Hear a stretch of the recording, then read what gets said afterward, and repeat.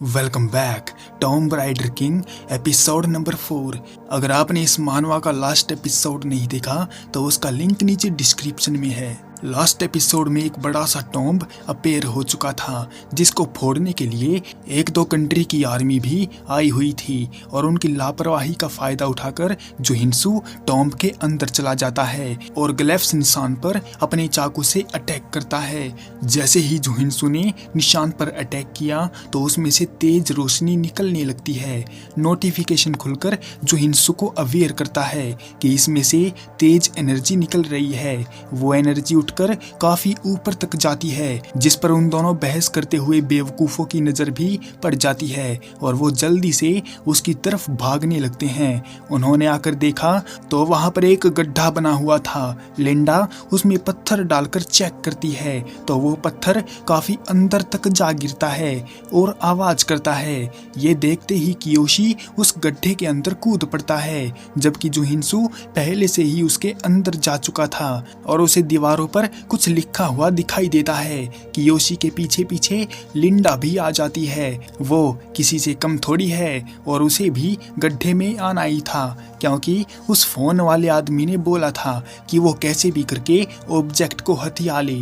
तभी उन दोनों को कुछ आवाज आती है और जैसे ही उन्होंने पीछे मुड़कर देखा तो एक पानी की बड़ी सी लहर उनकी तरफ आ रही थी। वो दोनों बचने के लिए भागते भी हैं लेकिन वो लहर उन दोनों को अपनी चपेट में ले लेती है और वो दोनों डूबने लगते हैं। और वहीं जोहिंसू रास्ता ढूंढकर अंदर जाता है और उसे भी थोड़ा पानी मिलता है। जोहिंसू उसमें एक कीमती चाकू को डाल देता है और उसके डालते ही वहां पर एक बड़ा सा सांप निकलता है जो काफी खतरनाक था। वो अपना मुंह खोलता है और उसमें दो चाकू दिखाई देते हैं, एक सिल्वर कलर का और एक गोल्ड कलर का। वो बड़ा सा सांप सवाल करता है कि जोहिंसू का चाकू कौन सा है। उसकी बातें सुनकर जोहिंसू समझ जाता है कि ये वही फेमस स्टोरी है जो पूरी दुनिया में फैली हुई है कि एक लकड़हारे ने अपनी कुल्हाड़ी एक तालाब में डाल दी थी तो उसमें से चांदी और सोने की निकल आई थी। साफ शब्दों में बोले तो ये एक टेस्ट है, ये देखने के लिए कि सामने वाला बंदा लालची है या ईमानदार। जोहिंसू साफ मना कर देता है कि उन दोनों चाकुओं में से उसका कोई भी नहीं है। ये सुनकर सांप को लगा कि वो एक ईमानदार लड़का है लेकिन जोहिंसू के मन में तो कुछ और ही चल रहा है। वो जानता है कि अगर वो झूठ बोलेगा तो सांप उसको खा जाएगा या मार डालेगा। वो बड़ा सा सांप अपना मुंह दोबारा खोलता है और उसका असली चाकू दिखाकर फिर से पूछता है कि क्या ये उसका है। जोहिंसू हाँ तो बोलता है। फिर वो एक चाल चलता है और सांप से कहता है कि वो अपने चाकू को देखना चाहता है कि वो असली है या नकली। सांप भी उसकी बात को मान जाता है और जैसे ही जोहिंसू उसको उठाने के लिए आगे बढ़ता है तो उसी चाकू से वो सांप के मुंह को चीर देता है। सांप कंफ्यूजन में पड़ा हुआ है, उसे समझ नहीं आता कि ये लड़का सही रास्ते पर था तो इसने धोखा क्यों दिया। इस बात पर जोहिंसू बताता है कि अगर वो इस टेस्ट को क्लियर कर भी देता तो इस बात की क्या गारंटी है कि जो इनाम सांप उसको देने वाला है वो बढ़िया ही होगा और इस बात के हाईली चांस हैं कि जो रिवॉर्ड उसे मिलने वाला है वो एक श्रापित टूल होगा। इसीलिए जोहिंसू चाहता है कि वो सांप हार मान ले और उसकी बात मान जाए लेकिन इस बात के लिए सांप राजी नहीं है तो जोहिंसू उस पर अटैक करने के लिए चढ़ता है और उसकी पीठ को स्लाइस करने लगता है। जो कोई भी टॉम्ब के अंदर की पहेली को सुलझा देता है तो उसको अच्छे अच्छे रिवॉर्ड मिलते हैं और वो टॉम्ब के अंदर वाले जानवरों के साथ दोस्ती करके काफी ताकतवर भी हो जाता है लेकिन वो ताकत उसको बीमार भी कर देती है। इसीलिए जोहिंसू नहीं चाहता कि ये ताकत उसको बीमार कर दे या उसको कोई और प्रॉब्लम का सामना करना पड़े। और रही बात दोस्ती की तो वो ये काम बिल्कुल भी नहीं करेगा और जबरदस्ती सांप से अपनी बात मनवा के रहेगा। जोहिंसू ठान लेता है कि अब वो सांप को इतना मजबूर कर देगा कि सांप को उसके सामने झुकना ही पड़ेगा। जो कोई भी टॉम्ब के अंदर वाले सामान का इस्तेमाल करता है उसके लिए कुछ नियम बनाए गए हैं, जिसमें से पहला है एफिनिटी, जिसमें यूजर को इतना ताकतवर होना पड़ता है कि वो उस वेपन को चला सके। दूसरा है डोमिनेंस, इसमें यूजर को उस एबिलिटी की जरूरत पड़ती है जिसमें वो ऑब्जेक्ट को कंट्रोल कर सके और अपने मन मुताबिक उसका इस्तेमाल कर सके। तीसरा है सिनेग्री, और ये थोड़ा खास है क्योंकि इसमें यूजर को ऑब्जेक्ट के साथ एक तरह का रिलेशन बनाना पड़ता है, जैसे किसी आर्टिस्ट का अपने टूल के साथ होता है। लेकिन इसकी एक डार्क साइड भी है। जब यूजर ऑब्जेक्ट का इस्तेमाल करता है तो वो जहर भी छोड़ता है, जिससे यूजर की तबीयत खराब हो जाती है और वो अपने अंत की ओर चला जाता है। इसी बात को ध्यान में रखते हुए जोहिंसू ने सांप के साथ दोस्ती नहीं की और उस पर हमला कर दिया। जोहिंसू उस रिलाइक चाकू को सांप के गले में अंदर तक घुसा डालता है और फिर से कहता है कि वो उसकी बात मान ले, नहीं तो उसके टुकड़े टुकड़े होने में देर नहीं लगेगी। लेकिन इससे पहले सांप कुछ बोल पाता, उसके अंदर से एक तेज एनर्जी निकलती है और वो वापस से पानी में चला जाता है, जिसके इनाम के तौर पर जोहिंसू को एक सोने की कुल्हाड़ी मिलती है और साथ ही साथ टॉम्ब लूटने की वजह से उसकी एक नई स्किल भी अनलॉक हो जाती है, जो उसे टॉम्ब को समझाने में मदद करेगी। लेकिन यहाँ पर एक बात और हो जाती है कि स्किल खुलने से जोहिंसू की एफिनिटी कम हो जाती है। इन सब से जोहिंसू को गुस्सा तो आता है, लेकिन वो क्या कर सकता है। पर अचानक से उसको कियोशी और लिंडा की आवाज आती है, जो उस पानी की लहर से बच गए थे। उनके आने से पहले जोहिंसू छुप जाता है और कियोशी खुश होता है कि उसने पानी को ढूंढ लिया जिसमें सामान गिराया जाता है। उसके पास एक रिलाइक ऑब्जेक्ट होता है तो वो उसे ही पानी में डाल देता है, लेकिन उसके सामने कोई सांप नहीं आता, जिससे कियोशी थोड़ा परेशान हो जाता है। जोहिंसू उन दोनों को उस कीमती चाकू से टपकाने की कोशिश करता है, लेकिन तभी उसके सामने नोटिफिकेशन खुलता है और उसे बताता है कि जोहिंसू उसका यूज बस लिमिटेड टाइम तक ही कर सकता है, इसलिए वो ध्यान से उसका इस्तेमाल करे। जोहिंसू को लगा कि वो चाकू का इस्तेमाल तो नहीं कर सकता, लेकिन टॉम्ब को तो गिरा सकता है, इसलिए वो अपनी कार्रवाई करना शुरू कर देता है। और वहीं कियोशी दुखी हो जाता है क्योंकि उसके फ्यूचर देखने वाले साथी ने बताया था कि यहाँ पर आकर उसको बस एक सामान डालना है और जो क्रिएचर आएगा उससे कोई ऑब्जेक्ट मांग लेना है। लेकिन यहाँ पर तो कुछ भी नहीं आया, जिससे कियोशी को शक होता है कि उनसे पहले ही यहाँ पर कोई आया और सामान को उठाकर ले गया। लिंडा वहाँ पर किसी के पैरों के निशान भी देखती है, जिससे उनका शक पक्का हो जाता है। वैसे ये दोनों एजेंट यहाँ पर ऑब्जेक्ट लूटने आए हैं। हालांकि जापान के पास भविष्य देखने की ताकत है क्योंकि उनके पास फ्यूचर गाइड है, इसलिए उनको पहले ही पता चल जाता है कि कौन सा ऑब्जेक्ट और टॉम्ब कहाँ पर खुलने वाला है, इसलिए वो पहले से ही अपने एजेंट को वहाँ पर भेज देते हैं। जोहिंसू सोने की कुल्हाड़ी का इस्तेमाल करता है और टॉम्ब को बंद करने का ऑर्डर देता है। पूरा का पूरा टॉम्ब हिलने लगता है और वो दोनों जान बचाकर भागने लगते हैं। जोहिंसू भी शॉर्टकट मारकर मेन हॉल के रास्ते वहाँ से निकल लेता है और सीधा अपने अपार्टमेंट जाता है, जहाँ से टॉम्ब गायब हो चुका था और सब कुछ पहले जैसा हो चुका था। अब लोग भी नॉर्मल हो चुके थे और कोई भी डर नहीं रहा था। बाहर निकलने के बाद कियोशी अपने देश में कॉल करता है और पूछता है कि उसको क्रिएचर क्यों नहीं मिला, जबकि उसने अपना रियलाइक ऑब्जेक्ट भी पानी में डाल दिया था।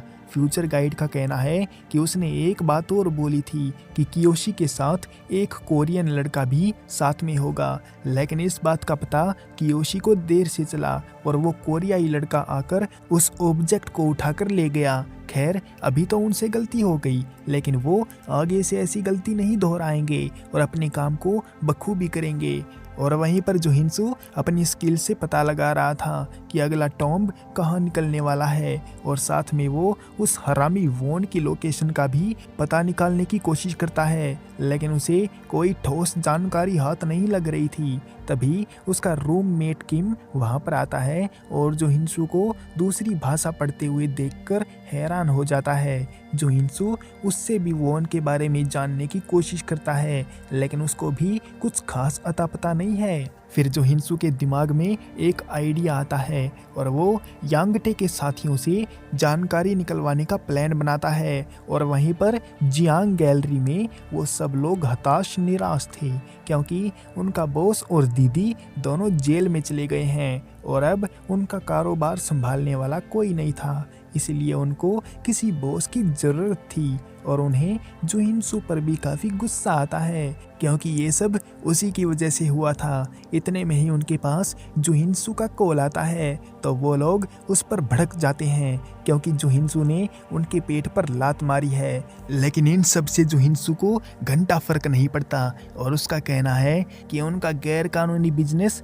अब बंद होने वाला है, तो उसके पास उन सब के लिए एक प्लान है। जुहिनसू का कहना है कि वो सब लोग मिडास जाकर वॉन के बारे में जानकारी इकट्ठा करें और उसको सही सही बताएं। इसके बदले में जुहिनसू उनको काफ़ी सारे पैसे भी देगा और अगर उन्होंने ऐसा नहीं किया तो जुहिनसू उनको आकर पीट डालेगा और पैसे भी नहीं देगा। ऊपर से जुहिनसू उनसे ज़बरदस्ती काम भी करवाएगा। मिडास अमेरिका के लास वेगास में है और वहाँ पर बड़ी बड़ी नीलामी होती है और जुहिनसू को पूरा शक है कि वहाँ पर वॉन के बारे में जानकारी ज़रूर मिल जाएगी। उसका कहना है कि मिडास में उन लोगों को जैक कायमान उर्फ जेके के बारे में जानकारी निकालनी है, क्योंकि वॉन इस नकली नाम का इस्तेमाल करता है। उन सब लोगों को मजबूरी में जुहिनसू की बात माननी पड़ती है और उनको काम देकर जुहिनसू बाकी रियलाइक ऑब्जेक्ट को ढूंढने निकल पड़ता है।